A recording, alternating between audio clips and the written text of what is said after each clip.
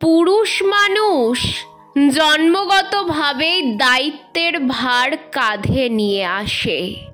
সংসার, পরিবার, সমাজ সবাই তার কাছে প্রত্যাশা করে কিছু না কিছু।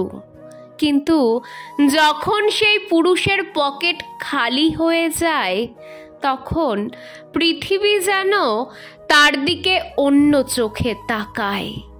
তার যোগ্যতা, তার চরিত্র, তার স্বপ্ন সব কিছুই যেন মাপা হয় টাকার ওজনে। খালি পকেট মানেই সে যেন অদৃশ্য হয়ে যায় প্রিয়জনের চোখে।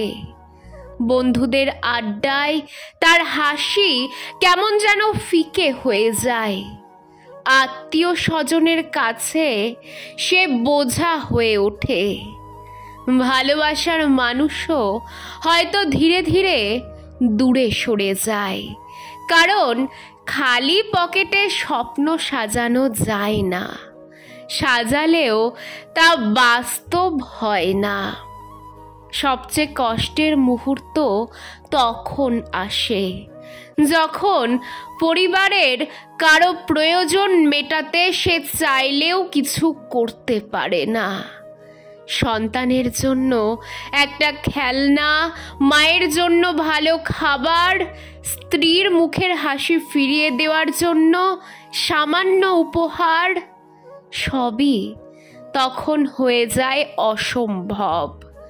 নিজের অক্ষমতার যন্ত্রণা বুকের ভেতর পুড়তে থাকে আগুনের মতো, কিন্তু বাইরে থেকে সে নীরব থাকে, কারণ পুরুষের কষ্টের কথা শোনার মতো মানুষ খুবই কম।